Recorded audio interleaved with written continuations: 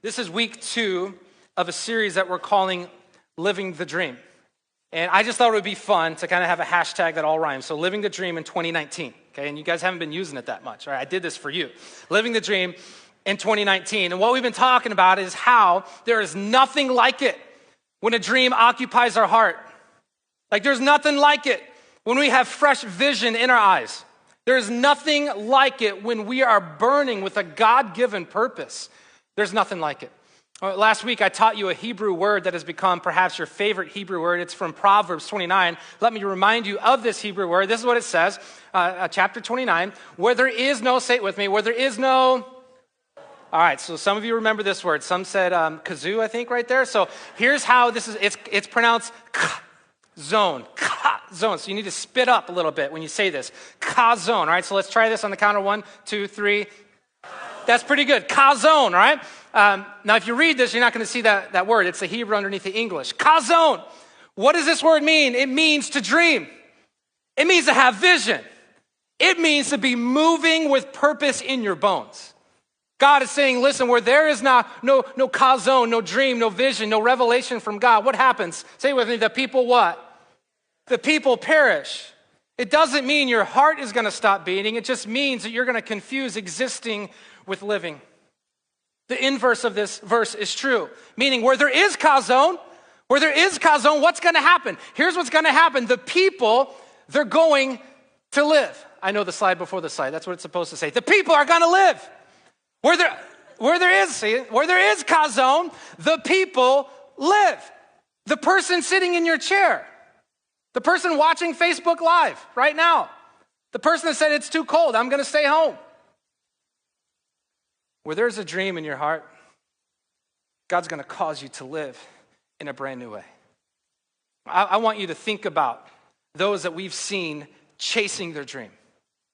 But one of the things that captures our attention, that captures us more than anything, is watching dreamers chase their dream. It's our favorite stories. I brought you some examples. I mean, one of my all-time favorite examples of this is the story of Rudy. Any Rudy fans in the house today? Yes, I see that hand. Brock, my brother from another mother.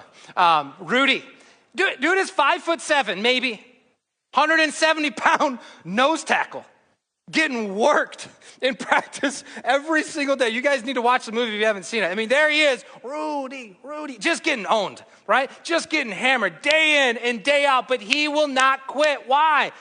He had a dream in his heart. How about Ray? One of my favorite stories ever, Field of Dreams. Build it, and they will come. They will come, Ray, right? Guy creates a baseball field in the middle of a cornfield. Has a catch with dad. I mean, we're losing it in that moment, right? Amazing story. Ray, his heart began to beat fast. Why? There was a dream occupying his heart. One of my favorite stories is the story of Chris Gardner. I don't know if you've ever seen The Pursuit of Happiness. If not, you need to watch this movie. It is so powerful. Seeing the plight of a single dad that says, I won't quit. Saying that, you know what? Yeah, right now I might be selling bone density scanners. But there is a better future for me, and I'm not going to stop. I'm not going to quit. There's this scene where he's there with his son. They're homeless. He's living in a bathroom, and he's looking at his son. He's just saying, I'm not going to quit. I'm not going to quit. There is nothing that captures our hearts like seeing a dreamer chase a dream. One of my favorites is a man that's wearing a kilt that has a dream of freedom. You're wondering where I was going with that. What's his name? His name is William Wallace. And men, you've been looking for your opportunity to be vocal in church. I'm about to give it to you. He had one word that he would say super loud, all right? And I want you to join me and say it on the count of 3. 1, 2, 3. Freedom! That was good. No, it's good, Todd. It was a spiritual experience right there for you. It's good. Right? I love Braveheart. And watching him chase a dream. We love these stories and we watch these stories, and there's nothing like watching a dreamer chase his dream unless you begin to live your dream. You see, living is much better than watching. We can watch, but God wants you to live your dream. What we've been saying in this series is that God has a dream for your life, and he wants you to live it. I want you to think about this. God has a dream for your life. The person sitting in your chair, you. God has a dream for your life. God, the one that created the stars. God, the one that created everything. God, the one that created you, that loves you like crazy. God has a dream for your life, and I'm hoping you'll believe me. He's got a dream for your life, and he doesn't want you to outsource it. No, he wants you to live it. He's got a dream for your life that he wants you to live. Last week, we started looking at the dreamer, Joseph. Man, what a dreamer, and what a dream. Last week, we saw the foundation of this dream, that it was the conception and the cost. This was so important. If you missed it, you can watch it online. I'll kind of catch you up real quick. The conception of the dream. What does that mean? Here's what it means. Joseph did not dream his own dream. Joseph did not create his own dream. No, he received it from God. Joseph didn't come up with this plan. No, it was conceived in the very heart of God. And so let me ask you, dreamer, have you been asking God, God, what is your dream for my life? The second thing we saw was the cost. Joseph goes public with his dream. We talked about last week, dreamer's gonna dream, hater's gonna hate. How he began to receive hatred from his brothers. We saw the cost. We saw how Joseph found himself in a place he did not anticipate, the pit. And we saw how also as he occupied the pit, that God was with him. And so we said, listen, as dreamers, we are not gonna pull up short. We are gonna have vision for the pit moments. Why? The pit is just a pit stop on the way to the promise. So today is week 2 of living the dream. And God's been talking to me about this talk in a loud way. And I think the reason he's been talking to me for a number of weeks about this talk is because what we're going to look at today are the 2 things that pirate more dreams than anything that I know of. I would call these 2 things the dream assassins. They are sin and silence. And so I want to catch you guys up with the story, Genesis 39. It says this. Now Joseph had been taken down to Egypt. He'd been taken down to Egypt. Look at this next name. The name is Potiphar. Everyone say Potiphar. All right, so he's an important person in this part of Joseph's story. So Potiphar, an Egyptian who was one of Pharaoh's officials. This guy was a big deal. He was a huge deal. He was the captain of the guard. It says that Potiphar bought Joseph from the Ishmaelites who had taken him there. So if you're wondering, how did he get from Canaan to Egypt? All right, this is part of how. Joseph, he finds himself under the leadership and the control of this man named Potiphar. And so here's what begins to happen. This is awesome. Even in this place that Joseph would not have chosen, Joseph begins to flourish. Potiphar begins to see the character of Joseph. He begins to see the capacity of Joseph. And so Potiphar begins to entrust Joseph with more and more and more and more. To the point, little Joe is now running the show for Potiphar. He's kind of running his estate. All right, he kind of be like his right-hand guy. It says that Potiphar entrusted everything to Joseph.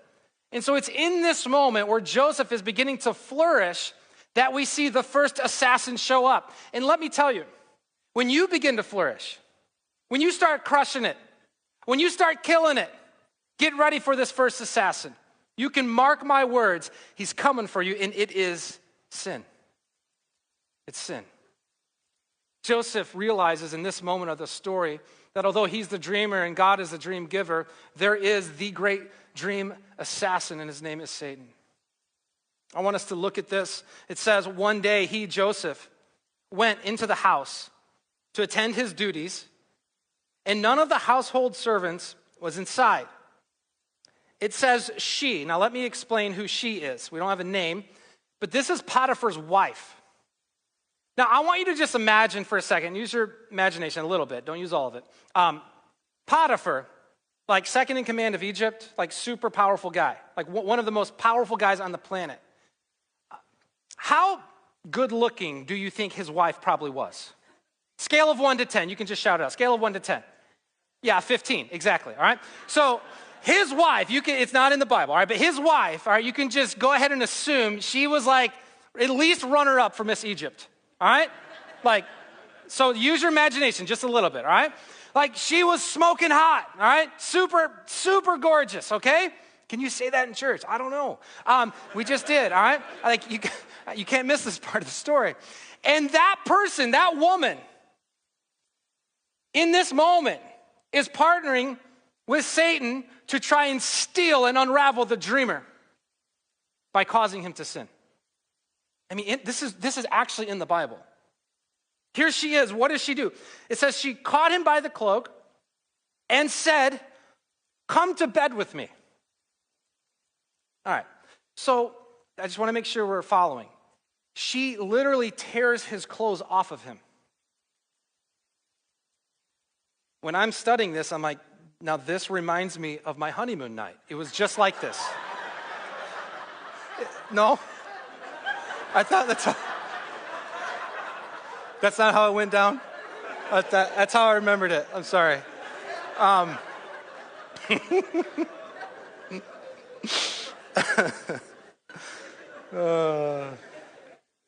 Yeah, some of you got it bad, but you could be my wife. It could be worse, trust me. You're a good sport, Kelly. That's actually not how it went down exactly. She tears his clothes off of him. The first thing I want you to consider is how sin sabotages the dream. Sin. I know it's like old school and you don't want to hear it, but I'm your pastor and I care about you.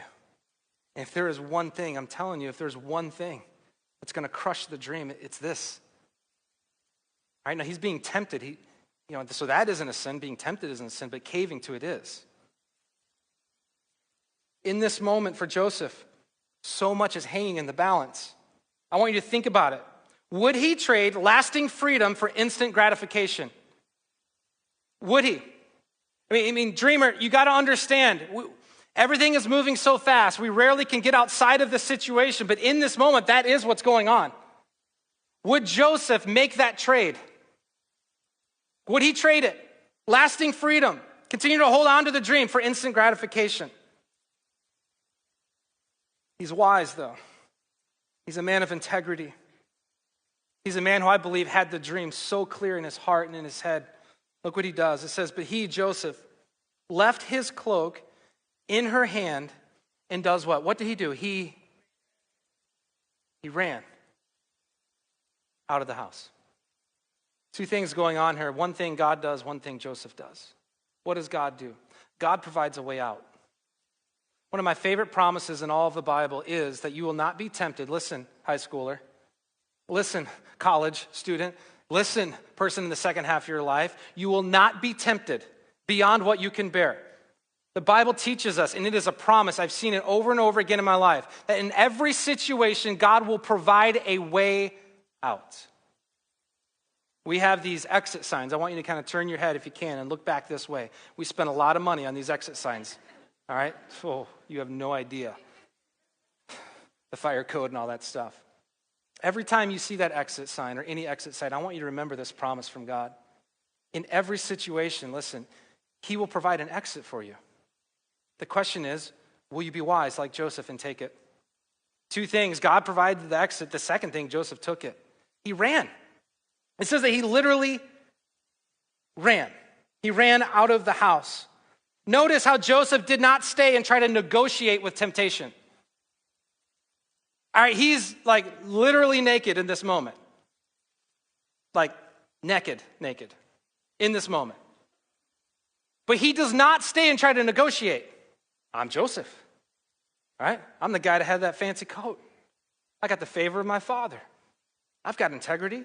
I'm strong. I've got character. I'm not going to fall to this temptation. He does not stay in that place and try to negotiate with it. What does he do? He runs.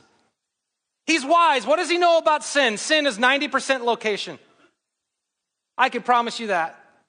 Some of you are like, no, I think it's more like 80, whatever. It could be 80%, it could be 70%. I want you to do a sin audit on your life, but not too long so you don't get stuck in the past. But think about it. Some of the biggest regrets that you and I have, it's because of where we were. And for whatever reason, we let go of the dream and we took hold of the temptation. Joseph was wise. He didn't care what anyone would think. What did he do? He ran out of the house, clothed with nothing but his integrity. He kept his integrity. I want this for you so bad. You have no idea how much I want this for you. That even though you make decisions that people may mock and laugh at, that you and I will walk with integrity. That you and I will say, listen, we're going to be wise. We'll do the unpopular thing. We'll do the embarrassing thing.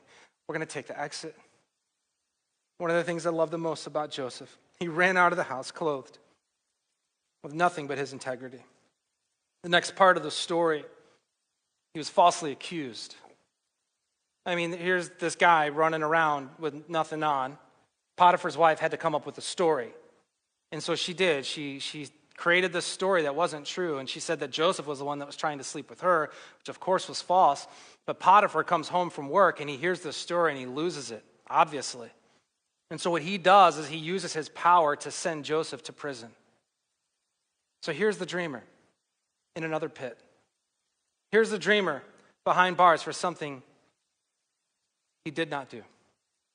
And this part in the story is something we have to see. Sometimes it's not our sin that causes the most pain.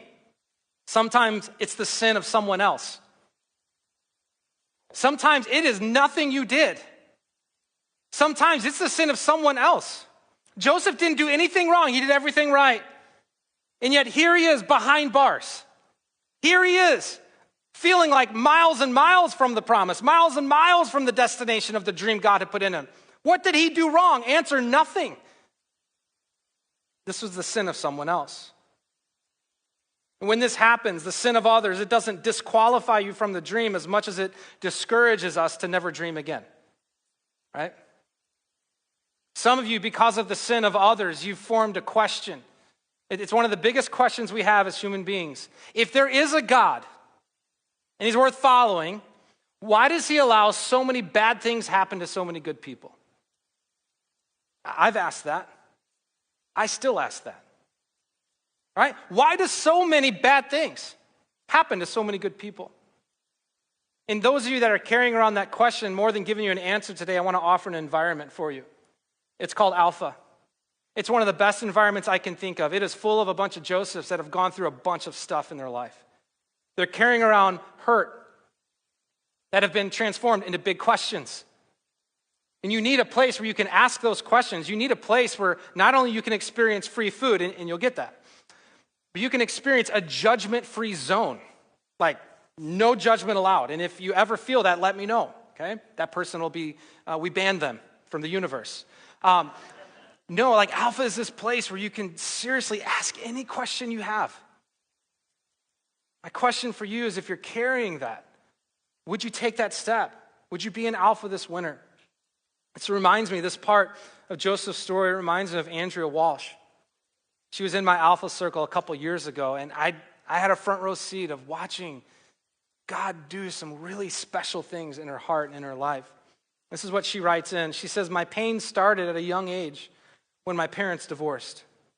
As I got older, another form of pain started to grow on my mother's side of the family due to a specific family member that was physically and emotionally abusive. I remember the week, speaking of Alpha, that focused on evil and how some of my questions of faith were being explained. Many of times in my life, I would ask myself or family members the question, how is there a God if these things continue to happen?" She took that huge question to a great environment where she could seek some answers for that. And I just know, like so many in this room, so many of you watching online, these are the questions that you have. What if today you say, you know what, I'm actually going to take that step. I want to go to Alpha. I want to ask some of these big questions. So here's Joseph, the dreamer behind bars. And it wasn't long until he had a couple buddies that were doing time with him. One was the chief cupbearer. And just so you know how it worked back then, a chief cupbearer is I think it's a pretty cool job. Before the king or the person in charge would drink the Merlot, the chief, I think it was Merlot, the chief cupbearer would taste it. And he'd taste it, not to necessarily make sure it was good, but he'd make sure it wasn't poisoned. And so we don't know why. We don't know why the chief cupbearer did something wrong, but chief cupbearer gets sentenced to prison as well. All right, so maybe he didn't decant it. I don't know what happened, okay? So there in prison with Joseph is the chief cupbearer, but then also the baker. Yeah, I don't know what he did either. Maybe he didn't let the rolls rise. I don't know, all right? But there he is, all right? So the chief cupbearer, the baker, and the candlestick maker. Okay, so they're all there with Joseph. And here's the three of them. They're behind bars. They're doing time. And the chief cupbearer and the baker have a dream. Now, they know there's something special about Joseph. And so they bring their dreams to Joseph, and they say, hey, Joseph, can you interpret these dreams for us? His response speaks to who he is. He says, don't all interpretations belong to the Lord? Meaning, yeah, I'm about to do that, but I want you to know who gives me the strength and the power and the insight to do what I'm about to do. Before you get excited about Joseph and start praising Joseph, I want you to understand who's actually giving me the ability to do it. I mean, dude walked with humility. And so here is Joseph, partnering with God in prison. Here's Joseph joining Jesus, right? God, the Father, the Holy Spirit, working with God to interpret these dreams. And so he does that. He interprets these dreams for these two guys. And then Joseph makes one request. He says to the chief cupbearer, I'm going to interpret this, but here's what I want in return. Would you please remember me? Because Joseph knew he was one handshake away from being set free. The chief cupbearer knew the key decision maker. He's one handshake away, and Joseph is thinking in this moment, he's like, I see it now. This is what's happening. I'm here to meet the chief cupbearer. I'm going to interpret his dream. He's going to tell the Pharaoh. Pharaoh's going to set me free. I'm going to live my dream. It's all happening. Joseph's like, yeah, I can see it. Would you remember me? But here's what happens instead. Chapter 40, verse 23, the chief cupbearer, however, did not remember Joseph. What did he do? Say it with me. He forgot him. And Joseph stayed in prison for 2 more years. The two great assassins of God-given dreams. It's sin, but it's also silence. I want you to think how long those 2 years must have felt. I visit people in jail, and it is rough. I want you to imagine, though, how rough prison must have been in their day. Here's Joseph. He's done nothing wrong. He's even partnering with God to interpret dreams, yet he's forgotten, or so he thought. This is important for you to see, dreamer. There's going to be times in the dream where you feel as though you are in a desert, where you feel as though, yeah, it was loud at the beginning, but now here in the middle, things have just gone quiet. God, are you still there? God, are you still speaking? God, have you forgotten about me? God, you've given me this dream. God, I want to regift the dream back to you. Things were easier in Canaan. At least I wasn't in prison. I'm telling you, this time frame in Joseph's life, so much was going on. So much was going on. One of the biggest things that was going on is in the silence, the dream giver becomes your first love. God becomes primary. The dream becomes secondary. You look at every single person who's ever done anything amazing for God, I promise you there are times of testing. There are times when God is wondering, do they love the dream more than me? Where is their affection really? Is it in the dream? Or is their primary affection the dream giver? Joseph is in the long, dark in-between. Joseph is mid-story. Joseph is in this place. St. John of the Cross called it the dark night of the soul. And if you follow Jesus for any length of time, I promise you at some point it won't feel fun. At some point, the song that used to do it for you, the sermon that used to get you unstuck doesn't work. This is that moment in the middle where everything goes quiet. Mid-story. For 2 years, Joseph learned how to wait. He learned how to wait. For some of you, this sounds so familiar. For some of you, you have the gift of hindsight. For others, this is where you are right now. You're mid-story. You're in the middle. And if that's you and you find yourself waiting, I want you to know you're in really good company. Abraham waited 25 years. Moses waited 40. Noah waited for the rain. Elijah waited for the fire. You got to know living the dream sometimes means waiting for the dream to come to reality. This is where Joseph is. He's mid-story, becoming convinced that he's alone. One of the most important parts of this story is verse 20 of chapter 39. But while Joseph was there, not after, while, right there, in the middle, right there, in the waiting, right there, in the silence, while Joseph was there in the prison, I want you to say this with me. The Lord was what? The Lord was with him. The Lord was with him. The witness of God. Few things move my heart more than this. The Lord was with him. And God is with you. He's with you. God is with you as you wait. For some of you, all right, I'm just telling you, the waiting there's so many different kinds of waitings right now. You're not behind bars, but it feels as though, right, things have just gone quiet. Has he forgotten about me, you wonder? He hasn't. God is with you in the waiting. Psalm 23, a verse I think about every day. Right? The Lord is my shepherd. I lack nothing. Nothing.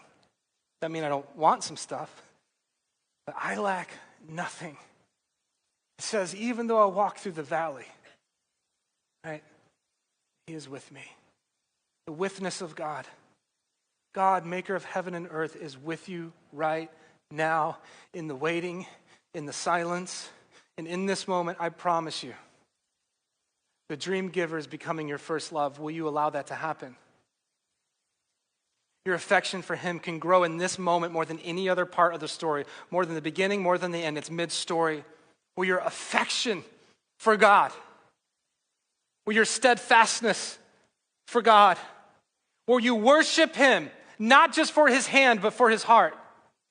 You know, where you just say, God, I love you for who you are, not just for what you're going to do. That happens right here in the silence. Mid-story. I asked our band to close us with a song today. It's become one of my anthems. It is a powerful song by Elevation Church. They wrote this not too long ago. And I've been asking God, would he minister to my brothers and sisters today that are in the middle, that are mid-story? Let me pray. God, thank you for what you're doing in this place. Thank you for what you're doing in our hearts. So many, they're right here in the middle. They're not at the beginning or the end. They're no longer in Canaan, and they're not in the palace yet. It's the long, dark in between. It's the middle. It's the quiet. It's the silence. It's the desert. It's the dark night of the soul. It's so many ways we've described it. Because every follower of Jesus who's taken a hold of a God-given dream have entered this place. And yet, it is the place where you can shape us and mold us more than any other place. It's in this place where we cry out and we confess, God, we love you even more than the dream. We want you even more than the dream. You're our first love. You're primary. You're everything. And God, I'm asking that you would use this song to minister to our hearts, for those in the middle. Come, Holy Spirit. We ask this, Jesus, in your name.